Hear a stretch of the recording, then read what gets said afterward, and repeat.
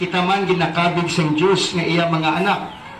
Ganit sa ngalan sining mga kabataan nga bag-o pa namang nabunyagan sining aton mga kauturan. Mga muyo kita karon sa aton amay nga langit nun, paagi sa mga pulong nga gintudlo sang aton nga manluduwas. Tanan, amay namon ngayara ka sa mga langit, pagdayagon ang imong ngalan, umabot sa amon ang imong ginharian, matuman ang imong pagbuot diri sa duta siling sang sa langit.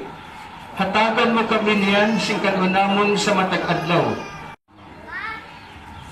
Subo nga ang Diyos naghatag sa aton sa mga anghel nga magabantay sa aton, siya man maghahatag sa sining mga kabataan, sila anghel nga manugbantay.